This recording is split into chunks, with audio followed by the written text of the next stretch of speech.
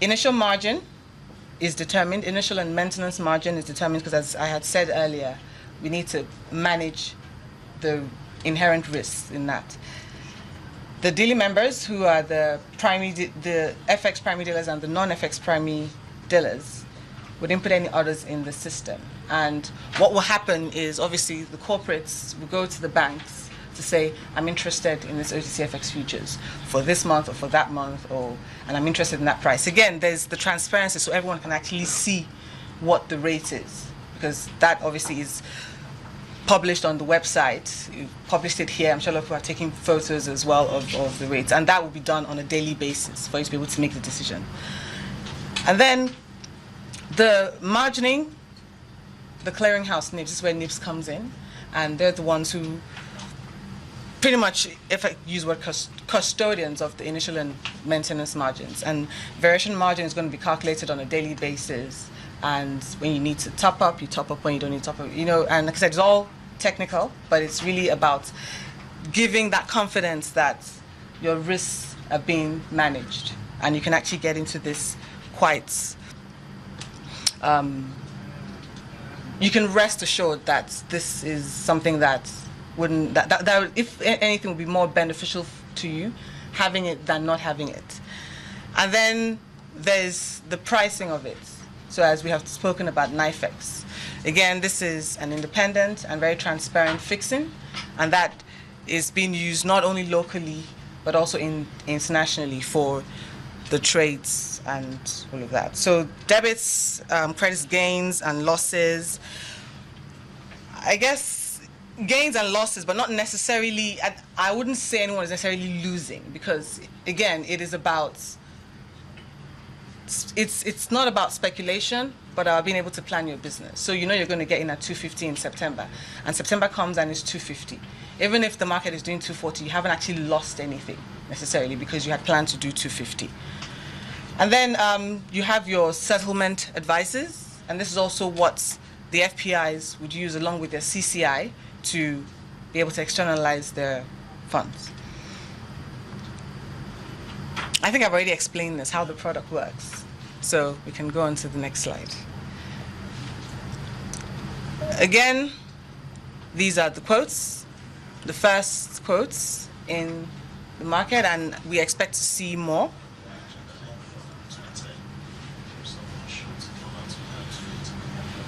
So what next? And I think I have said it a few times. You articulate your exposure. So you go back to your businesses and see, what is my exposure? When would I need FX? What time would I need FX? At what rate do I want? So I look at the quotes that the central bank has actually published, what central bank is offering to the market, and see how that works for my business.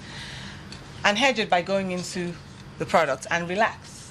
Go on holiday and know that come September, come October, you'll be fine. So, the corporates, business owners, contact. Obviously, you wouldn't be able to get on the system and just trade directly with the central bank. Again, central bank would only deal with those it's authorized to deal with. So, then you talk to your authorized dealer, your bank. It's as simple as that, really. Nothing more. Thank you.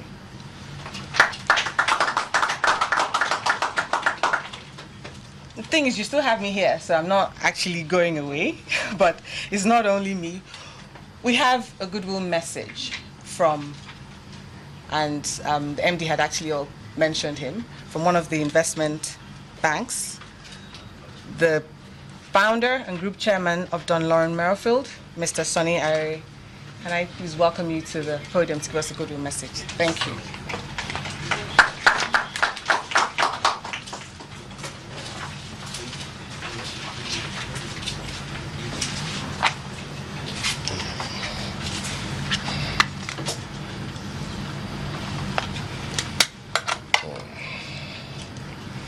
Problems of age.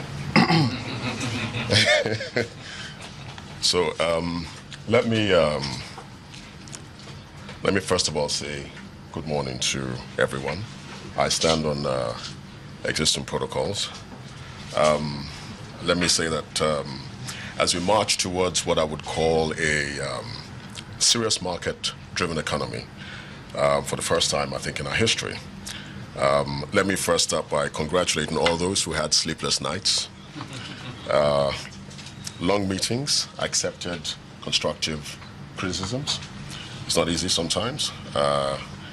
Maybe even tore off their shirts to say the Naira would not be floated, and some tore their shirts to say it must be floated.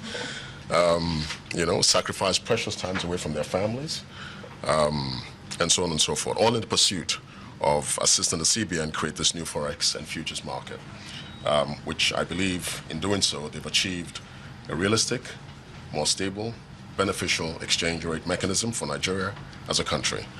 I also thank the governor of the CBN, and of course for listening and accepting to implement, and of course the presidency to also accept what this regime has brought. So to my mind, I believe a big round of applause is in order for all these people. Thank you.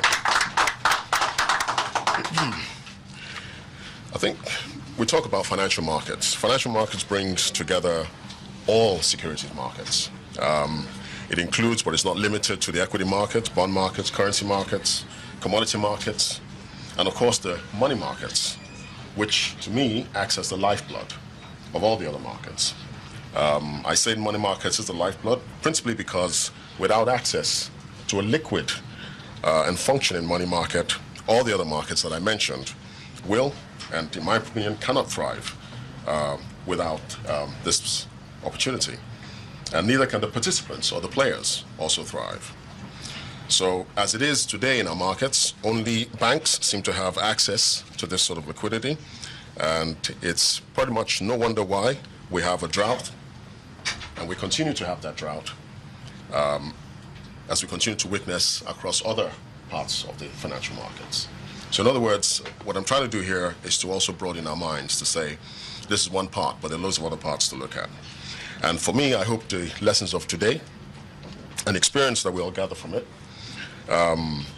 as this market begins to season, starts to pilot our monetary authorities to foster the creation of more open markets, more transferable markets.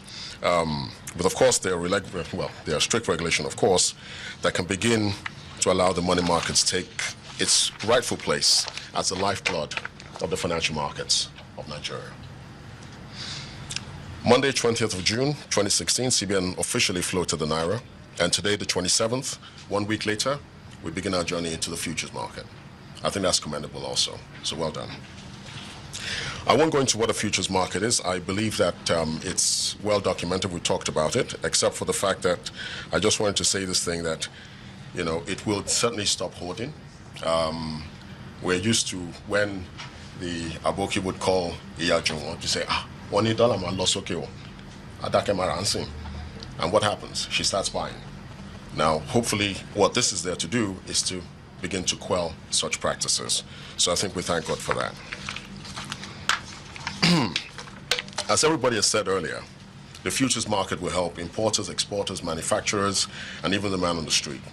I think it's, for me, like I said, most of the issues I wanted to talk about has been talked about, but at least what's important is for the first time you can expect the lady on who is trying to pay her children's school fees be able to know exactly how much it will cost for her to pay her children's school fees next year and can plan accordingly. I think that's a great thing that you've done. Now, I want to talk about the opportunities that also come up with this, which is job creation. To say the least in the financial sector. I'm sure many of you now are already looking for well-qualified FX dealers. And of course, the next thing would be what? Currency futures traders, because that would also evolve. So that's a very good thing.